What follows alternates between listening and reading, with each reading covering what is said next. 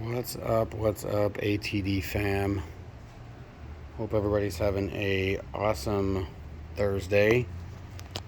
So I got contacted by this gentleman to do a helmet for his daughter, who is a 10-year-old little girl who's had a pretty rough 10 years of her life, from what it sounds like.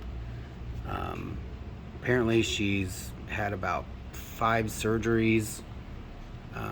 She has seizures, and I think something's wrong with her heart. I'm not for sure 100%, but she sounds like a little warrior. A couple of her favorite things are Wonder Woman, and her nickname is Booger. How amazing is that?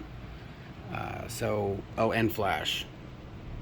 And so he got her a side-by-side, which is like a little mud dune buggy type thing. It's a RZR. They look like a blast. And I saw a picture of her on his page, of her just covered in mud. Doesn't look happy as a little girl could be, covered in mud. She's obviously a little tomboy-ish, but still a little girl, so he wanted to do bright colors throughout that pop in a black light. So I want to do some cheetah print, which always looks good on a helmet. Some fun, crazy pinstriping stuff. Yeah, this was definitely a fun helmet to do. And then I so every time she puts her helmet on, she would see girl power in there, just to let her know that she's a warrior and she can do whatever she wants. I used a lot of spray paint for all the colors. I used a rock stencil here, as you can see. Posca pins to outline a lot of this stuff. And then just sprayed it with a lacquer, like a can of lacquer. So I really love it. I hope he loves it. I sent him a little sneak peek of it. He loved just that. So, and he told me that he's been pretty emotional putting this birthday together and getting this helmet for her.